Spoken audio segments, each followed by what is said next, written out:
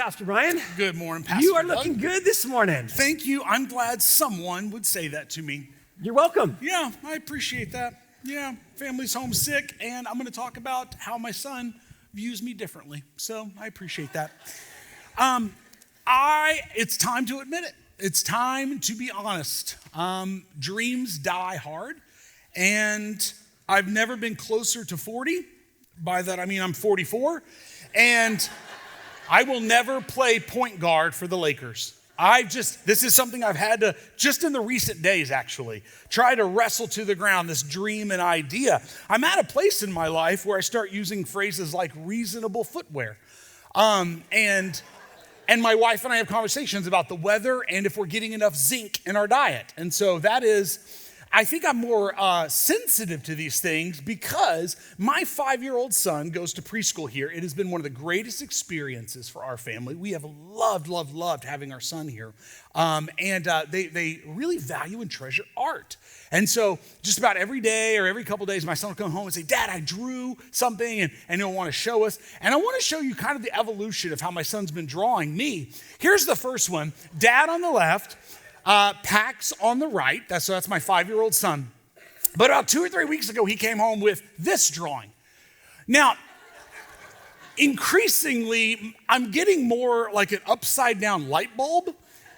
My abdomen is getting increasingly bulbous. For those of you wondering, communications asked if my son thought I had worms. No, that's belly hair. That's belly hair. He wanted to make sure that I noted how large I was getting and that I still had belly hair. We were walking on Tuesday, the dog, so it was Pax, the dog, and myself. We were walking up Montalvo Hill, headed to the park, and Pax said, Dad, is Rufus going to get any bigger? And I said, no, son, the vet said that Rufus is as big as he's going to get. And Pax said, well, why? And I said, well, dogs don't live as long as we do. And so he's about as big as he's going to get, but you're going to keep growing. You're going to get taller and stronger and bigger because you're going to live a really, really long time. And he thought for a second, and then he said, yeah, and you're going to go to heaven soon. To which my first thought was, did your mom say something? Do you know something that I don't? Like what? I'm reading a book right now called Atomic Habits by James Clear. And in it, he says this: we do not rise to our greatest aspirations, we fall to our developed systems. We do not rise to our greatest aspirations, we fall to our developed systems. That if I wanted to have more of a six-pack and less of a bulbous shape, the possibility is not so far removed that I couldn't accomplish it. It's just about discipline, right? It's just about being intentional and shaping my life in such a way as to that actuality or reality would happen. This morning, if you've been following along with us, we'll finish our Nehemiah series. If you've missed any of the previous weeks, I really want to encourage you to go back and catch up. But this morning, we're going to look at Nehemiah 13, where this idea of drift happens. The presupposition of this entire time together is going to be this, or this conversation. Your life and mine will always drift towards ease. Our lives drift towards ease. That without weeding and fertilizer, the grass is going to get weeds. Without intentionality, I'm going to become increasingly bulbous. That there's a discipline and intentionality needed. And Nehemiah 13 is really going to highlight this point, that our direction, that our drift is going to be blown along by environment and habits, and that if we're not careful, we'll look up and realize we've drifted way off course from where we wanted to be. Now, this is not going to be an alpha male bro-y 5:30 ice bath kind of conversation. Rather, it's just looking. Someone's like, I love those ice baths. Do it, brother. Do it. It's the biblical idea that we are shaped by who we're around and the environments we're in. And Nehemiah is going to discover that in his absence, Jerusalem, the recent exiles that came back, didn't remain faithful. They too drifted. Nehemiah chapter 13. Nehemiah 13. On that day, the book of Moses was read aloud in the hearing of the people. And there it was found written that no Ammonite or Moabite should ever be admitted into the assembly of God, because they had not met the Israelites with food and water, but had hired Balaam to call a curse down on them. Our God, however, turned the curse into a blessing. Verse 3. When the people heard this law, they excluded from Israel all who were of foreign descent. Nehemiah is going to make a couple charges in the text we'll read this morning. But what is most interesting of the 3 or 4 encouragements, disciplines, of the 3 or 4 condemnations the prophet will make, it's only number 1 that they're really excited to obey. What's interesting about that is when Nehemiah will start talking about you're robbing God, you're not being generous, they'll say, oh, hold on, Nehemiah, you're getting a little personal. He'll say you're compromising your values because of family or in-laws or close relationship. Whoa, whoa, whoa, whoa, to each his own, Nehemiah. You're not raising your kids the way God would have. That's my business, not yours. Hey, by the way, you need to exclude some from among you. They're not the same as you. All right, I'm down for that. Because judging others is always easier than changing ourselves. The only one of the condemnations that the nation of Israel readily jumps on is there are some people among you that you need to shun, you need to exclude, you need to reject. And Israel says, great, no problem. Who are we better than? Them? Awesome. Get out of here. We never seem to have a problem excluding others. We never seem to have a problem telling others that they are just that. Other. They shouldn't be among us. We're better than. Of all the things Nehemiah will say, you've drifted, you've fallen away. The only one they really want to obey is, hey, get out of here. You don't belong with us. And that's because judging others is always easier than changing ourselves. But go back to verse 2. Because they had not met. Why should they be separated? They had not met the Israelites with food and water, but had hired Balaam to call a curse down on them. The Septuagint, the Latin translation of the New Testament, will translate the assembly of God as the church. They don't belong in the church. The nation of Israel says, great, we get to tell people to get out. We get to believe or have evidence that we're actually better than somebody else. Wonderful. But note, these were not the Ammonites and the Moabites who didn't meet the nation of Israel. This is their children and grandchildren. Which brings up one of the most convicting things as I've been studying this text, which is this: do not be so naive as to believe that your decisions will not have implications on your children and your grandchildren. It will. Your decisions will have implications on your children and your grandchildren. These weren't the people who didn't meet them with water. They weren't the ones who called the curse down, and yet they will suffer the consequences. And so were your children. When you leave your childhood trauma, your mental health difficulties and struggles, your depression undealt with. When you are unwilling to address your addictions, and your substance abuse, your workaholism, when you neglect your marriage or your children to make another buck or to climb a ladder, your children and your grandchildren will suffer from those things. Do not be so naive as to believe it's just you. They didn't meet us. Didn't matter. They're still going to suffer. Verse 4, before this, Elisab the priest had been put in charge of the storerooms of the house of our God. He was closely associated with Tobiah, and he had provided him with a large room formerly used to store the grain offerings and the incense and the temple articles, and also the tithes of grain, new wine, olive oil prescribed to the Levites, musicians, gatekeepers, as the contribution for the priests.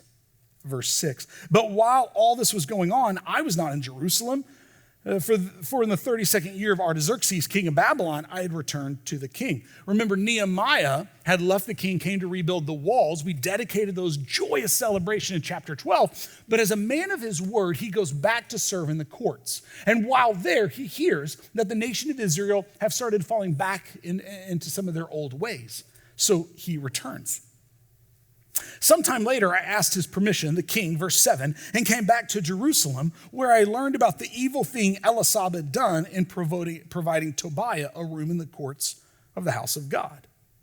I was greatly displeased and threw all of Tobiah's household goods out of the room. Verse 9, I gave orders to purify the rooms, and then I put back in them the equipment of the house of God with the grain offerings and the incense. Elisab, the high priest, had become family in-laws with Tobiah. Remember, Tobiah is the Ammonite who was one of the primary ringleaders opposing the rebuilding of the walls. And now Tobiah has a room, one of the holiest locations in the temple. And this brings up an interesting observation, which is this: drift will always be one of the greatest temptations we'll feel towards drift is in family and close relationships. Family and close relationships. It was easier for the priest to say, fine, whatever, Tobiah, to compromise what he believed was right and what God had said, rather than to have some conflict with family. It was easier for him to compromise than it was to say, no, God had not called us to this. God had not said we could do this. Distraction from obedience, distraction from listening to God, from obeying God, will almost always come from close relationships, from family. For me, as someone who has young kids, I think about this a lot in the realm of boundaries. Boundaries. Our 5-year-old will a lot of times have a friend that gets to do things he doesn't, gets to say things he doesn't, gets to go places or watch things he doesn't. Pax will say, well, Dad, they get to. Well, I'm not their dad, and you're not their son. But that responsibility is even more difficult when your cousin gets to, when your aunt does, when Uncle so-and-so does. Listen to me. Boundaries are the front lines of compromise. I say good parenting is a war, and that means you're going to have to pick some battles. You're not going to win them all, but good parenting is a war, and you've got to pick some battles.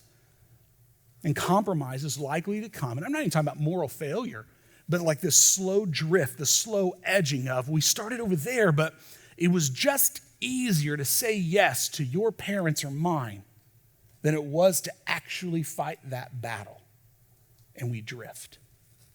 A couple months ago, I was on a panel for Parent Lab. If you're not a part of Parent Lab, you've got to come to these things. Christiane and Claire and that team do an incredible job of resourcing parents and at least facilitating conversations around, we got to think about this.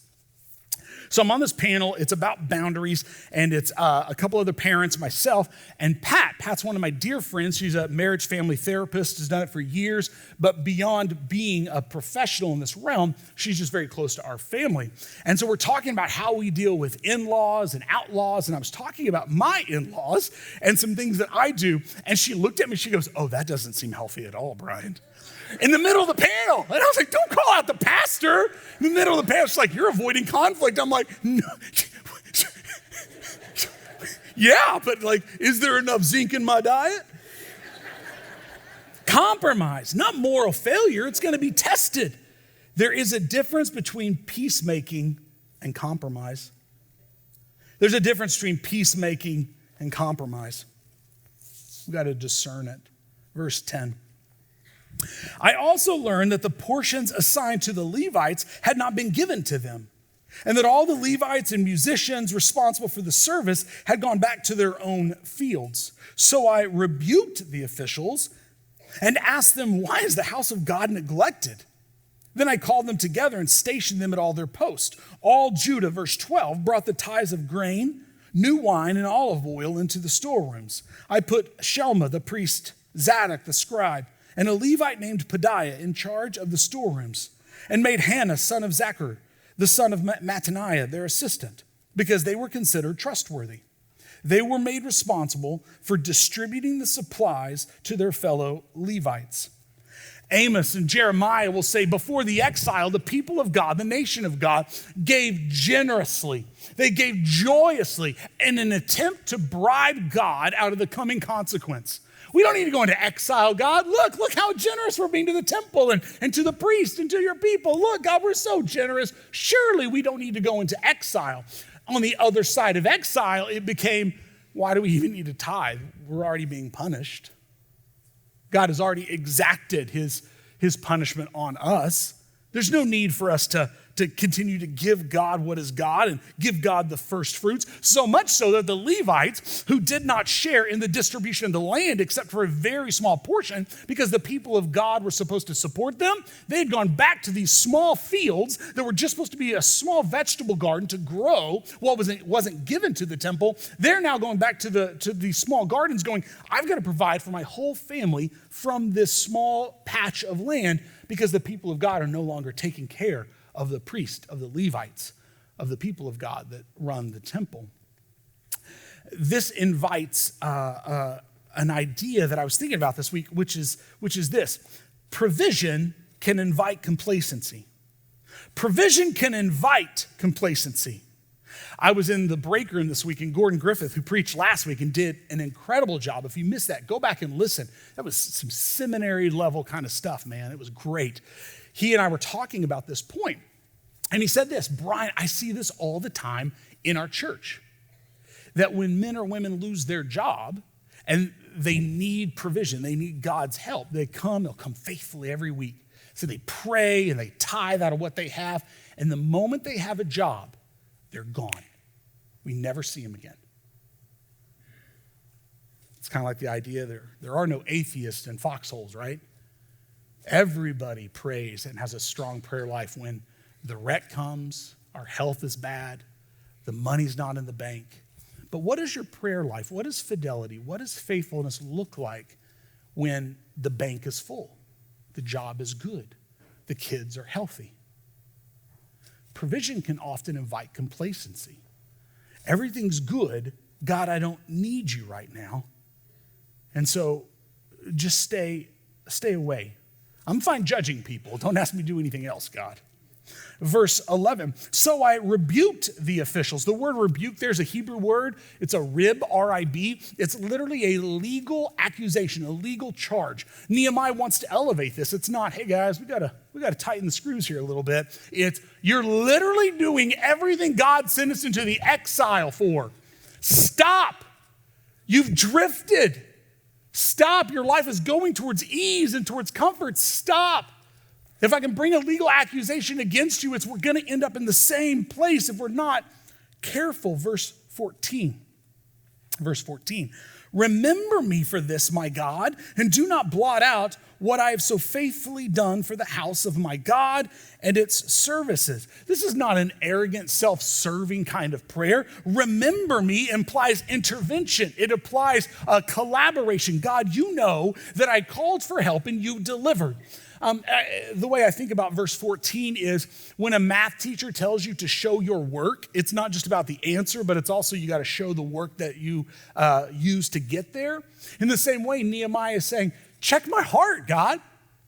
Look at my heart. Notice that I did not do this for myself. Notice that I just wanted to be obedient. Check my work. You will find there the heart of someone who just wanted to obey. Verse 15. In those days, I saw people in Judah treading wine presses on the Sabbath and bringing in grain and loading in on donkeys, together with wine, grapes, figs, and all of the kinds of loads. And they were bringing in all this into Jerusalem on the Sabbath. Therefore, I warned them against selling food on that day. Verse 16, people from Tyre who lived in Jerusalem were bringing in fish and all kinds of merchandise and selling them in Jerusalem on the Sabbath to the people of Judah.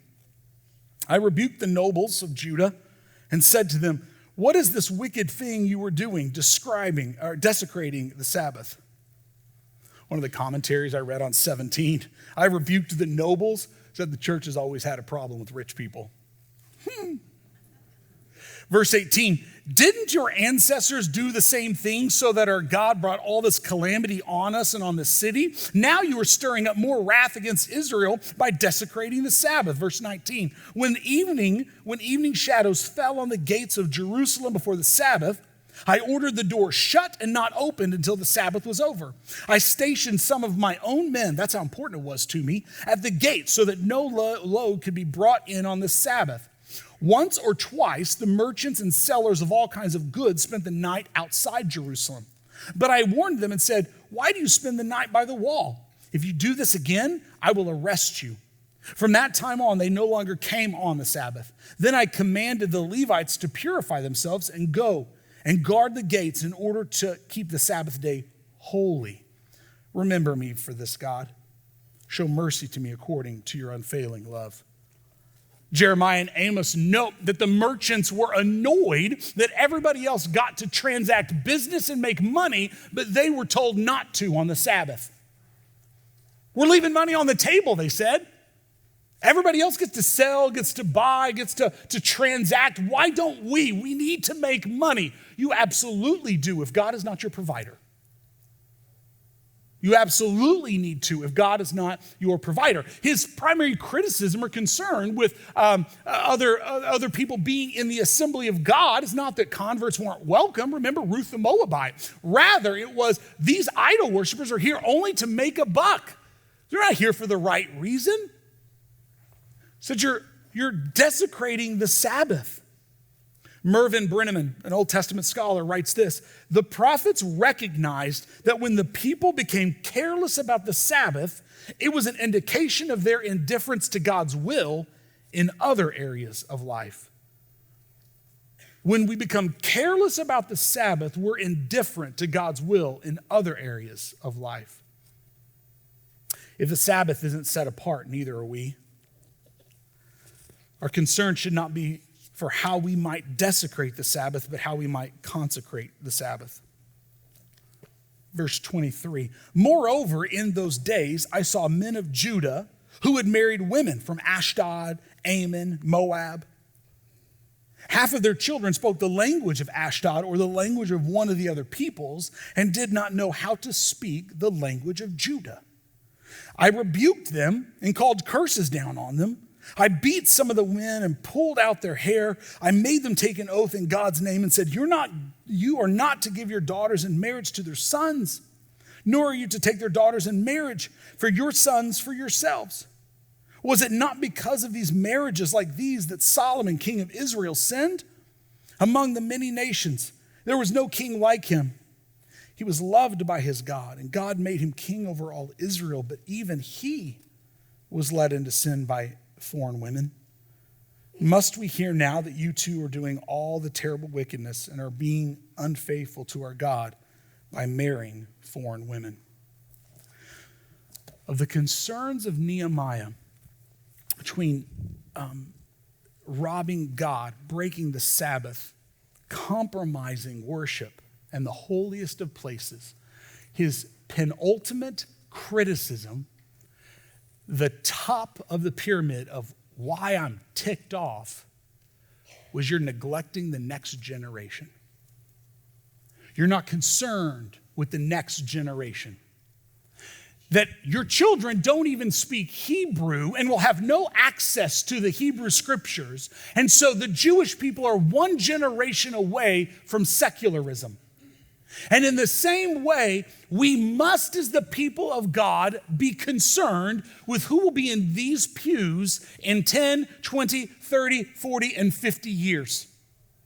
That maybe a greater concern, at least to Nehemiah, was not even that you're robbing God of your tithes. It was that you're not thinking who's going to be worshiping God and in this place in another generation or in the next. You have, I have, we have a responsibility to ensure there are children raised, brought up in the church, and continue this long after we're in the ground. That it is the responsibility of the greatest generation, the silent generation, the boomers, the millennials, X, and every one of us to be thinking about who's going to be here when we're gone. Are we bleeding that they would be in this place? And he said, it's your marriages, intermarrying all the tribes around you, that's taking priority for you. These were economic and political hedges. It's if we marry the Moabites, if we marry the Amorites, if we marry everybody around us, then when God or if God doesn't provide, we've got family. We've got friends. We don't have to worry about raiding communities of Moabites. We married into the clan. We married into the family. When economic interests trump value or values, we've missed it. So when economic interests like soccer scholarships trump values like being in God's house, we've missed it. When economic interests like athletic scholarships trump raising children in the church, we've missed it. Anything we would say in that ecosystem of being a part of corporate worship and of small groups and of community and of missions and of being generous, when we follow that up with but blank, we've missed it. When economic interests, when security interests trump raising children in the next generation with values and raising them in the church, we've missed it. This was Nehemiah's concern. We're just going back, guys. We're just going back to what we were doing already. Mark Thronvite, Old Testament scholar, writes this: it's extremely important to notice that this book does not end, Nehemiah, on the optimistic note sounded by the joyous dedication of the wall in chapter 12. Satisfying as that conclusion would be, it would utterly oppose a major theological theme of Nehemiah, which is the community's constant temptation to abandon their promises to God and return to evil practices. Their constant temptation to abandon their promises to God and return to evil practices. Prone to wonder, Lord, I feel it. Prone to leave the God I love. 2 final observations, and then I'll be done. Number 1, faithfulness to God will be continually threatened by close relationships and economic interest. Faithfulness to God will continually be threatened by close relationships, family relationships, and economic interest. These are the winds of drift. Yes, the church is important, but be very cautious as to what follows that but. Yes, these are important, but business is done on Sunday. These are important, but your grandmother wants us to. These are important, but you don't understand how the world works. This is how we get ahead at that company. Faithfulness to God will continually be threatened by close relationships, economic interest. And number 2, while we seek the miraculous, God prizes the ordinary. It's a tedious attention to today. While we seek the miraculous, God prioritizes or prizes the ordinary, a tedious attention to today. There's nothing wrong with the miraculous, hear me. But we had that in 12. At the dedication of the walls, no one said could be rebuilt. There was joy and there was worship and it was beautiful and good. And but a short time later, they had fallen away because of an ease, a drift in just doing the day-to-day of following after God.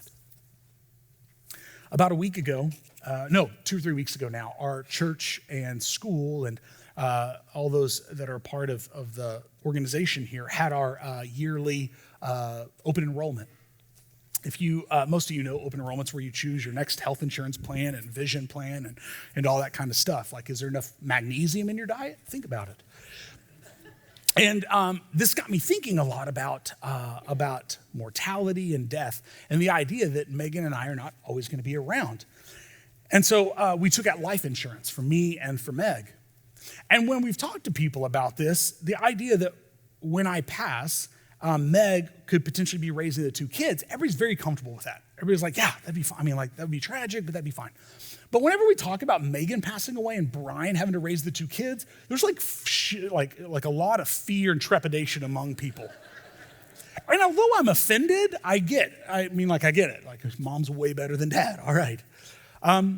But over the weeks, I started thinking about what it would be like to not have Meg.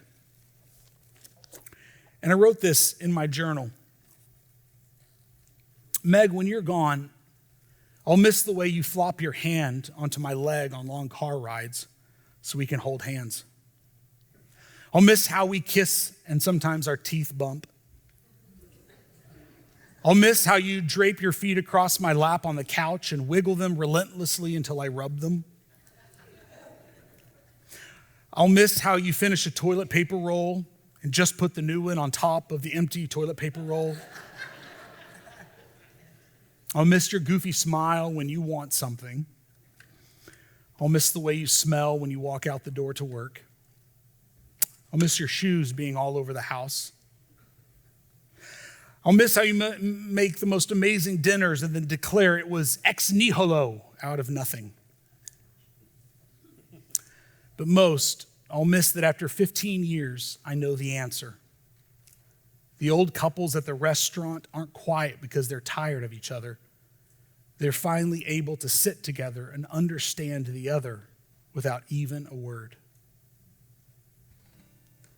The tedious day-to-day seems to be where love's at.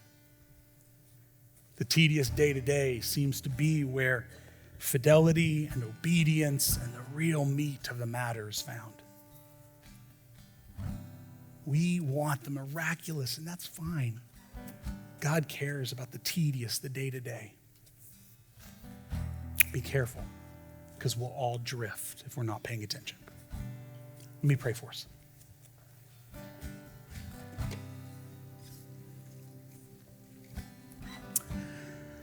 Oh God, I don't want to look up and realize my life is so off course because I just wasn't awake. Because I was allowing inertia to drive my days. I was allowing just rhythm and speed and pace to dictate what was next, rather than choosing very intentionally, this is what we're going to be about. Not only as a father and as a husband, but as your son. This is what I'm going to be about. I want to choose that intentionally. God, I pray that you would burden our hearts with where we have drifted, where we've allowed weeds to grow, the things we've allowed to rival faithfulness and passion and fidelity and obedience to you, God. Bring those to the top. God, I pray that we would not find ourselves like the nation of Israel, drifting back to what we know has failed in the past. But God, looking to be obedient today. God, thank you for your grace and your mercy that continues to invite us even when we fall. I pray in your name. Amen.